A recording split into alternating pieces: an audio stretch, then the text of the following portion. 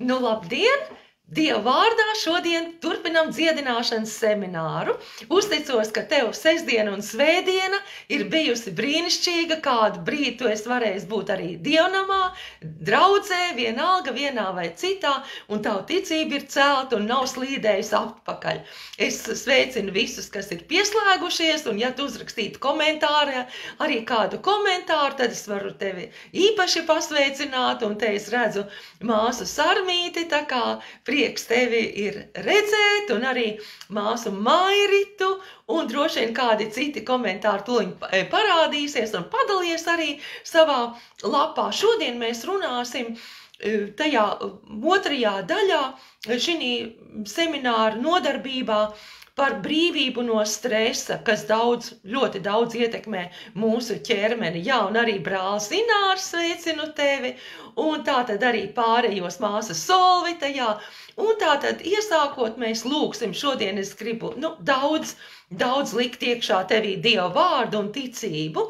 Mīļais kungs, es tev pateicos par katru vienu, kurš ir tagad piesaistījies ar savu ticību, ar sagaidīšanu, ko tu mācīsi, ko tu teiksi, kā tu vadīsi savā patiesības ceļā.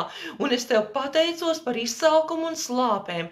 Un paldies, ka šodien ķermeņi tiks dziedināti. Šodien nāks atklāsme, šodien nāks ticība un uzvaroša dzīve daudz lielākā mērā nekā iepriekš. Un kādam pilnīgi radikāli no sakāves uzvarā. Paldies par tavu žēlastību, man mācīt tavu vārdu. Un tev mēs dodam, Jēzu, visu godu un slavu, jo tu pie krusta izpirki arī mūsu dziedināšanu. Paldies tev, Jēzu, mēs mīlam tevi. Āmen. Un arī māsai Inesei sveiciens un mācītājai Vijai Ventspilī. Un brīnišķīgi, ka tik daudz ir pieslēgušies, tā kā es ar atvērtu sirdi. Es uzsākot lasīšu nedaudz, kad mums būs atkārtojums, kādu minūti no tā, ko mēs iepriekš esam skatījuši. Tas ir apustuļa Pāvila pirmā vēstule Timotejam. Pirmā vēstule Timotejam, pirmā nodaļa no 12. līdz 16. pantam. Un tas ir apustulis Pāvils, viņš runā par sevi. Esmu pateicīgs tam, kas darīs mani spēcīgu Kristum Jēzum, mūsu kungam, ka viņš atzinis mani par uzticamu un iecēlis kalpošanai. Kaut gan iepriekš biju zaimotājs, vajātājs un varmāka, tomēr es esmu apžēlots, jo es esmu nezinādams to darījis neticībā, un pārmēram bija mūsu kunga žēlastība ar ticību un mīlestību, kas sakņojas Kristu Jēzu. Tātad apustulis Pāvils par sevi saka, ka viņš ir 15. arī vēl.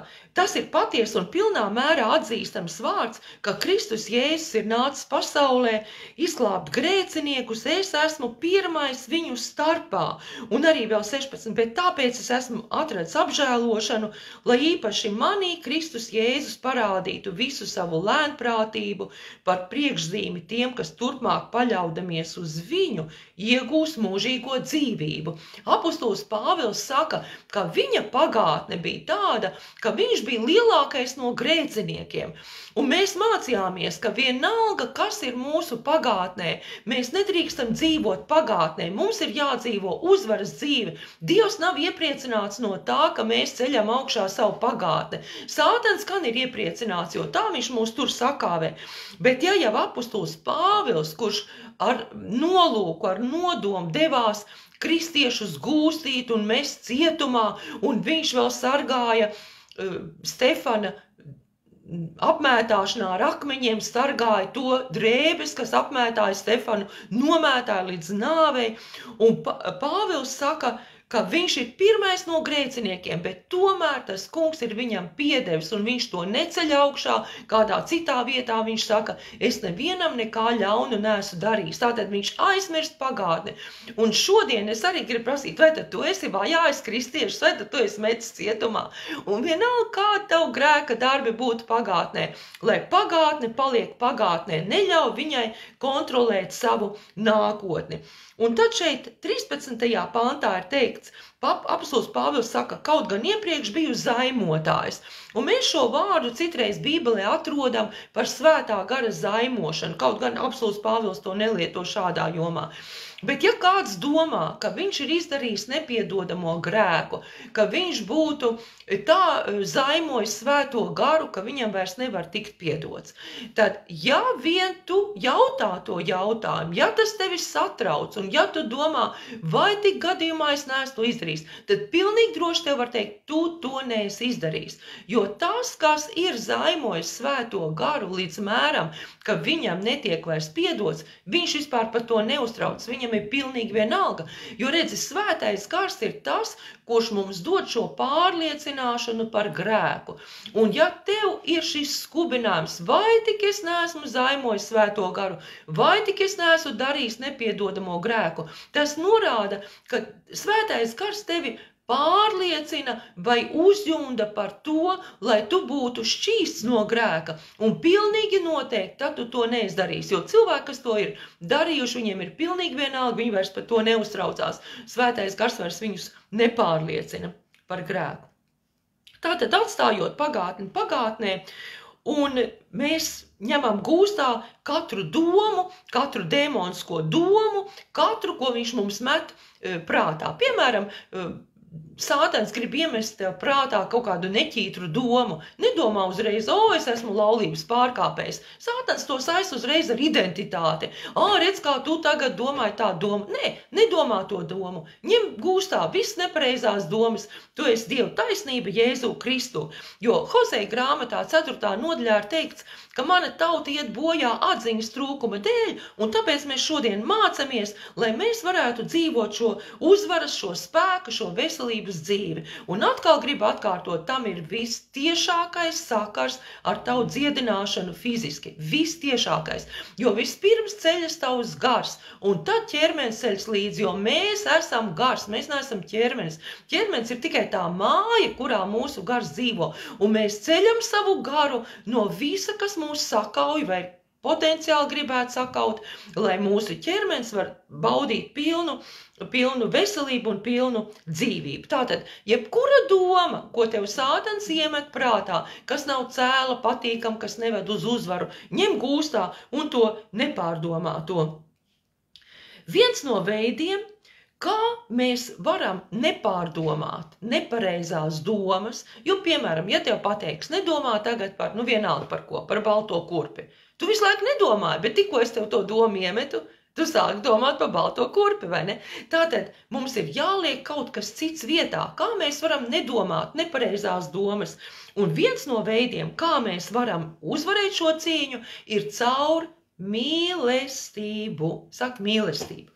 Mīlestību.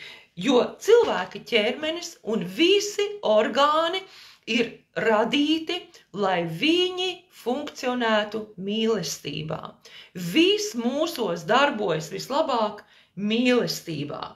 Un tad, ja mēs esam baiļu atmosfērā, ja mēs esam ienaida un strīdu atmosfērā, piemēram, citi cilvēki ir uzauguši tādās vidēs, vai ģimenēs, vai varbūt bez ģimenēm, un viņi kādās palīgskolās vai internātos ir uzauguši. Bet šodien tu vari to izmainīt, tāpēc, ka Dievs ir mīlestība un viņš mūsos ielej mīlestību. Un mīlestība mūsu ķermenim, tā kā imūnsistēma, viņa liek pašam sevi atveseļot.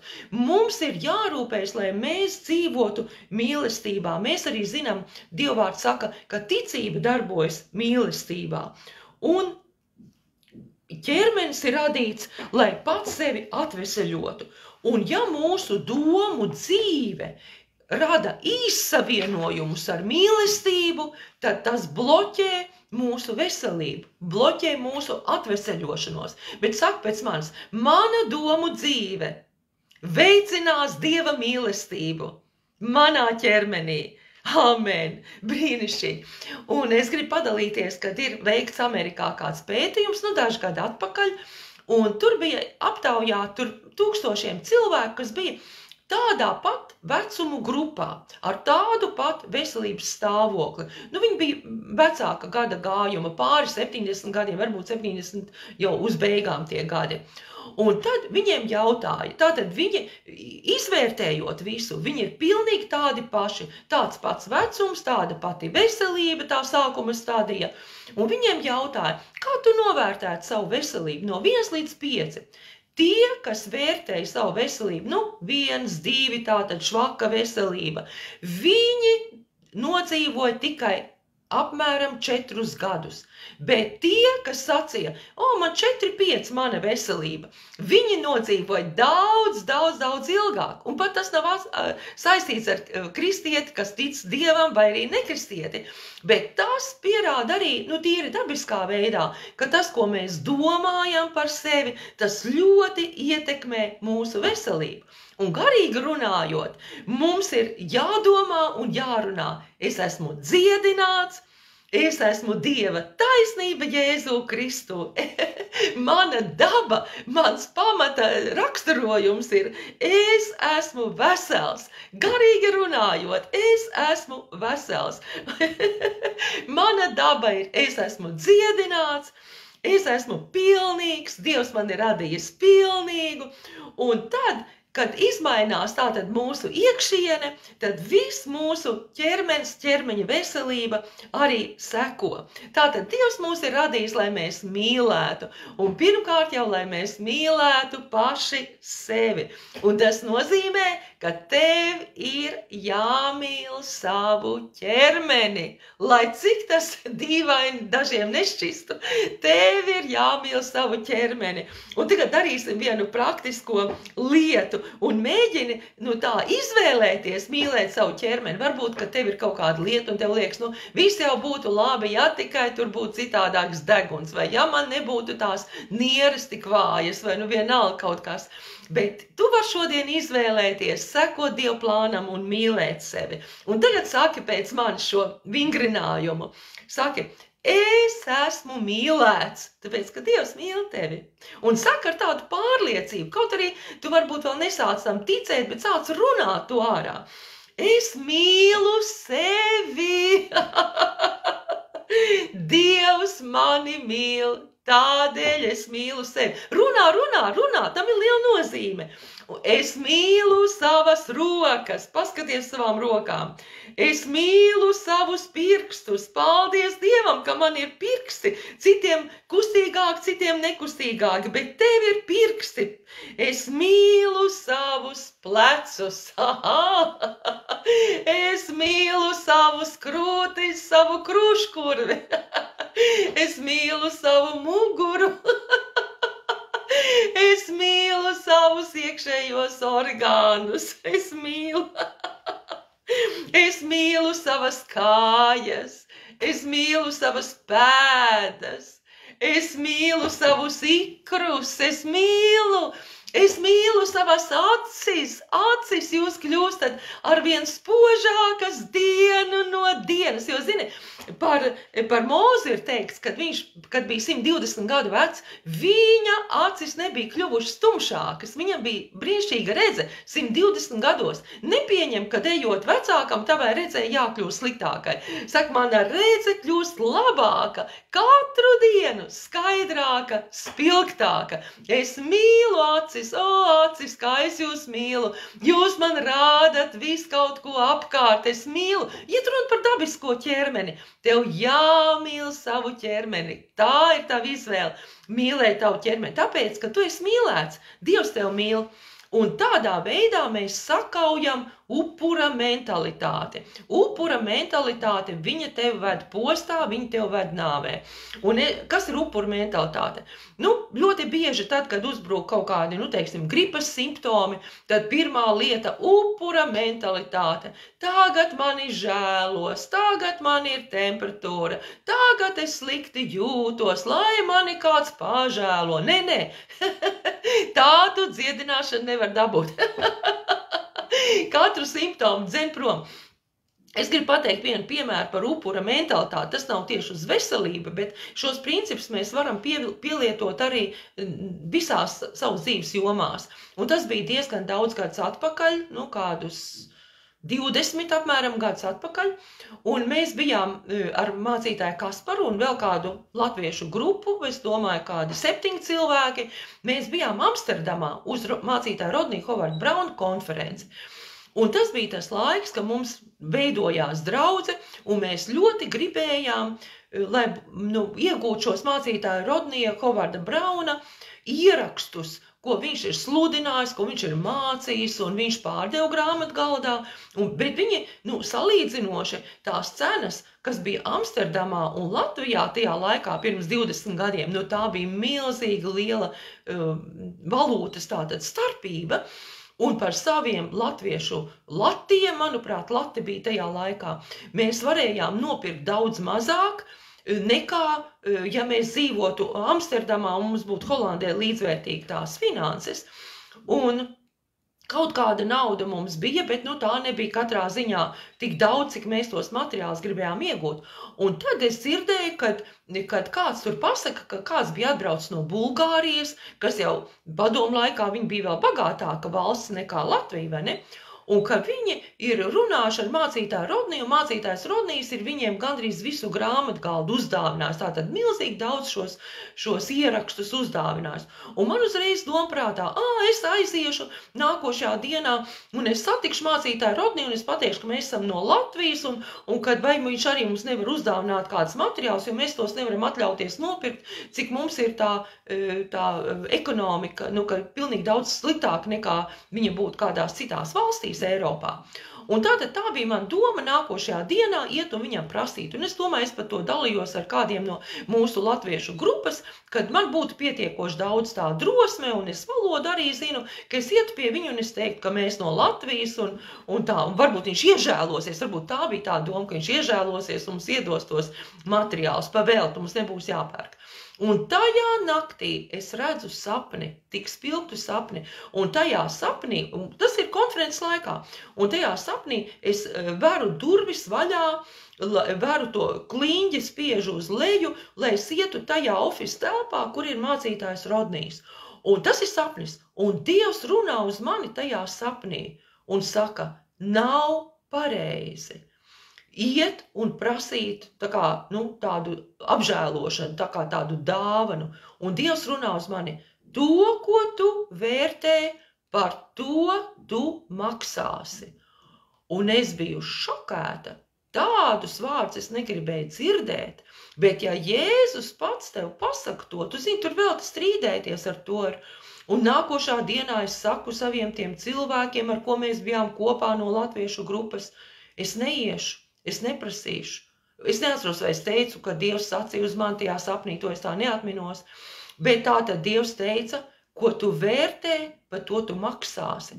Un tas ir Dieva princips, ka viņš mūs ir apgādājis ar visu, kas mums ir nepieciešams dzīvei un dievbijībai. Un mums ir pareizi gan savas finanses jālieto, gan mums sava ticība pareizi jālieto, mums sava mute pareizi jālieto, mums izvēles ir jāizdara pareizi, lai mēs varētu dabūt dievišķīgos augļus arī savā veselībā.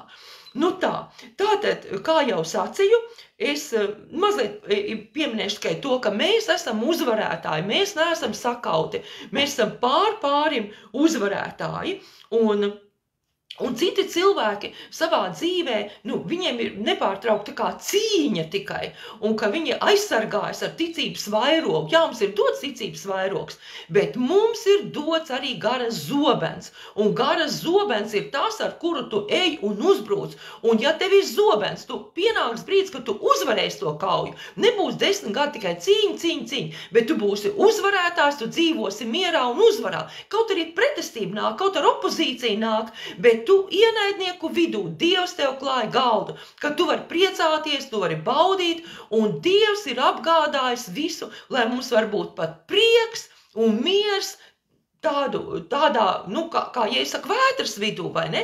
Ka tad, kad nāk pretestība, vienalga mūsu sirdī ir miers, jo mēs zinām, Dievs ir mūsu pusē, un mums ir vairāk kā pietiekoši apgādājums. Un tā ir žēlastība, ko Dievs mums dod, ka mēs varam priecāties arī vētras vidū. Un arī finansiāli mēs varam būt bez raizēm, ja kaut arī ir kādas lietas, ko mēs uzreiz varbūt redzam, dabiski nevaram nomaksāt.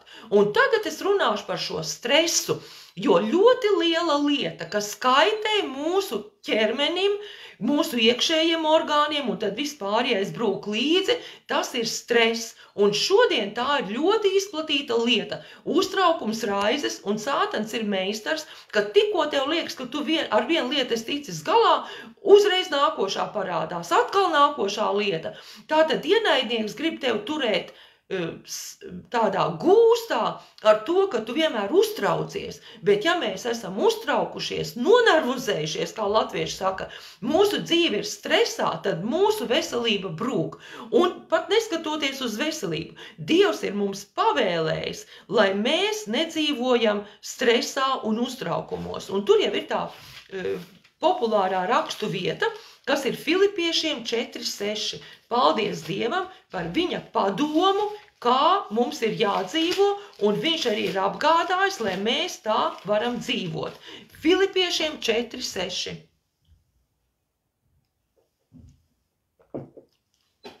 Nezūdieties nemaz, vai precīzāk būtu, neuztraucieties nemaz, jo ja mēs esam uztraukšies, tad mēs sākam zūdīties, vai ne? Vai nenervozējiet nemaz. Tātad, cik daudz mēs varam būt stresā, cik daudz mēs varam nervozēt?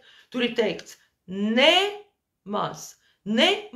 Paldies Dievam, ka viņa plāns ir, lai mēs nekad nebūtu stresā. Cik dīvaini, ka bieži šodienā, es nerunāju par mūsu draudzes atmosfēru, bet pat citos ticīgos, ka tu aizēji. Un ja tu esi priecīgs, un ja tu esi laimīgs, un ja tu smejies, un ja tu esi bez stresa, kā mazi bērni bez stresa, viņiem vismaz tā vajadzētu būt, vai ne? Un tad cits skatās uz tevi un domā, tu esi nojūdzies. Vai tad patiesi tev nekas nav par ko uztraukties? Bet tā ir Dieva pavēle, saka pēc manis pavēle, lai mēs nebūtu stresā. Un viņš tagad saka, bet jūsu lūgumi, vai arī citā tulkojumā, jūsu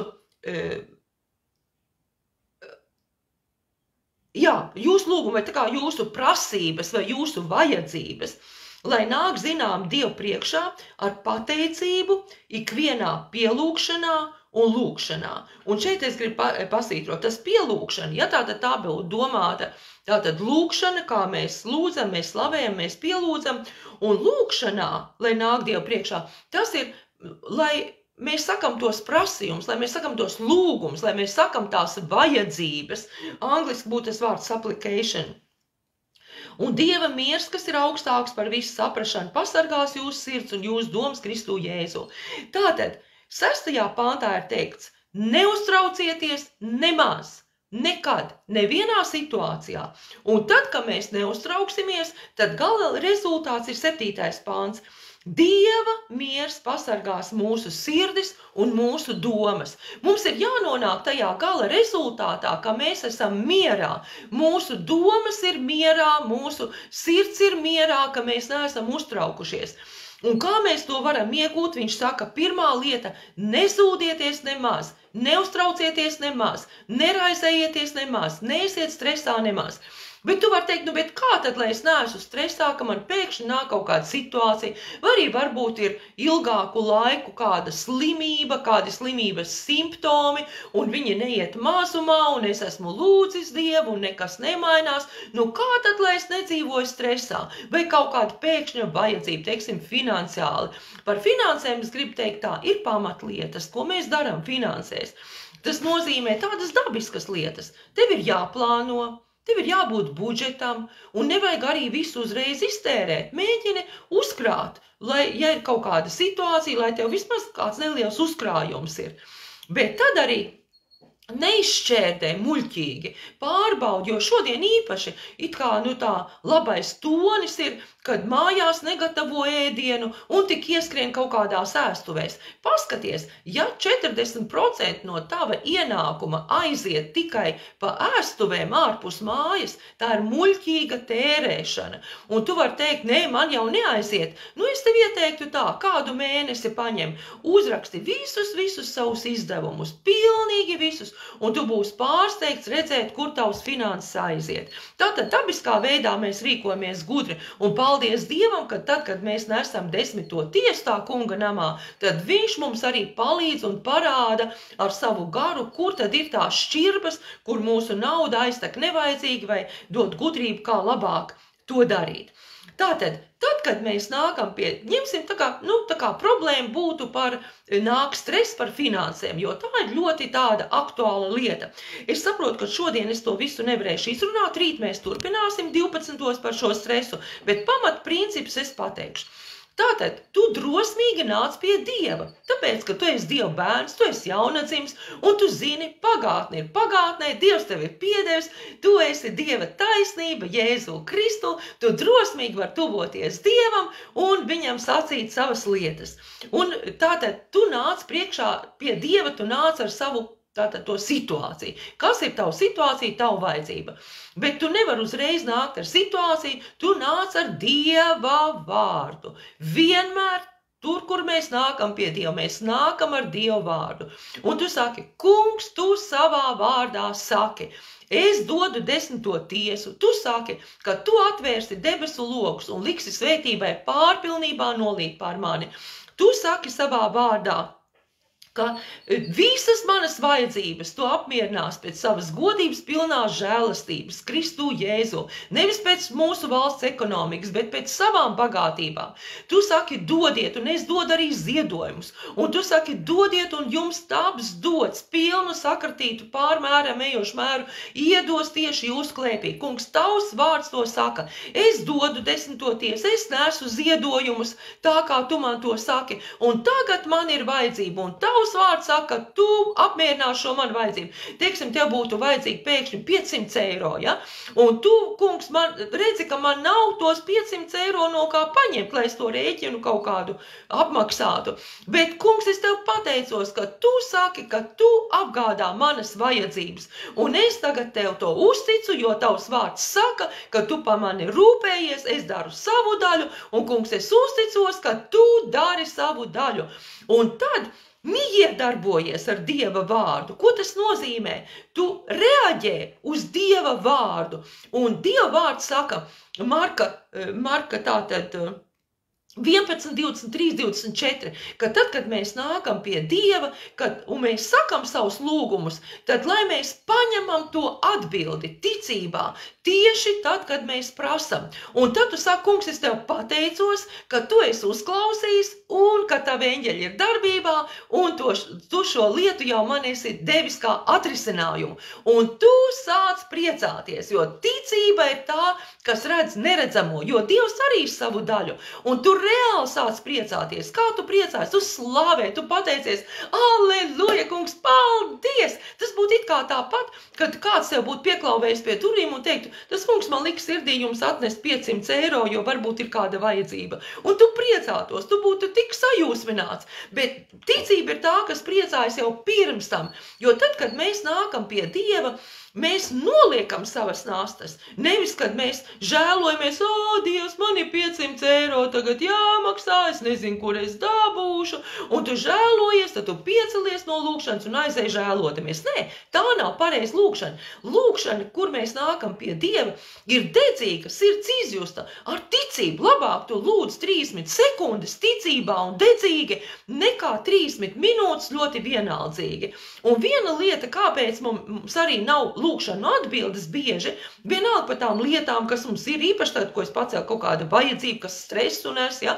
Tāpēc, ka mēs nenākam pie Dieva un mēs nenoliekam to nastu pie viņa, bet tad, kad mēs sakam, Dievs, tavs vārds saka to, vienmēr pamatojies, un kungs, tu esi Jehova Jire, tu esi mans apgādātājs, un es tev pateicos par to, un tad sāc priecāties, sāc gavilēt, un saka, kungs, paldies, ka tu esi man apgādājis, paldies tev, un paies kaut kāds brītiņš, varbūt kāds 10 minūtes, un tev nāks prātā doma no ienaidnieka, jo viņš negrib, lai tu saņem šo apgādājumu, viņš negrib, lai tu esi ticībā, un viņš tev sacīs, nu, neko jau tas nenozīmē, tu vienkārši kā tāds muļķis tur izlikies. Ko tu dari? Tu atkal nāc pie Dieva un saka, kungs, paldies, ka tavs vārds ir patiesība, tu vairs nelūdz otrais, tu nesaki, man vajag to, tu jau esi prasījis. Tu sāc slavēt, kungs, paldies, ka tu esi uzklausījis un tu mani apgādā ar šiem 500 eiro, un es to esmu jau paņēmis, paldies, kungs, ka tu nekavējies, kādā veidā, kurā brīdī tu man to dosi, tas ir viss tavā ziņā, man nav jāizdomā, es tev slavēju, paldies tev, Jēzu, es tev godinu, es tev pateicos par pilnīgu apgādājumu, un atkal tu pasargā sevi, jo tas 8. pāns saka, Filipiešiem 4:8. Beidzot vēl brāļi un māsas, kas vien ir paties, kas svēts, kas taisns, kas šķīrs, kas patīkams, kam laba slava, ja ir kāds tikums, ja kas cildināms, par to domājiet. Tātad, lai tikai tavu prātu pārvalda šī slava un pateicība, un īsten visus šaubītājus, aizdzen savas šaubu domas, un rīt parunāsim drusku plašāku tieši par šo tēmu, par to, kā nosargāt brīvību no stresa, nosargāt sevi bez uztraukumiem. Un tagad lūksim, es lūkšu šo pārdabisko Dieva žēlstību par tevi, lai tu vari pasargāt sevi brīvu no stresa. Aleluja! Tēvs, paldies par katru vienu, kurš ir dzirdējis šo vārdu, ka mums nav jādzīvo uztraukumā un stresā, un kādi jau šī brīdī ir nolikuši savas nastas pie tevis, jo viņi zina tavu vārdu, viņi ir 10. tiesas devēji un ziedojumu devēji un finansiālās nastas, viss stress aiziet, un pat tad, ja ir darīts kāds neapdomīgs izvēles, kungs, tu izglāb katru vienu, un es pateicos par žēlastību katram vienam, savas domas pasargāt tavā vārdā un tavā mierā, jo tu esi mūsu apgādātājs, tu esi mūsu mīlētājs, mēs mīlam sevi, mēs mīlam savu ķermeni, mēs tev pateicamies par savu ķermeni. Paldies, ka mēs esam mīlēti, paldies, ka tavs plāns ir veselība, garīgi mēs esam dziedināti, garīgi mēs esam pilnīgi mīlēti un pilnīgi piepildīti, pilnīgi uzvaroši šajā dienā, Jēzus vārdā. Āmen! Dieva svētība tavā dzīvē šodien, un ja ir iespēja, rīt 12. pieslēdzies un turpināsim. Āmen!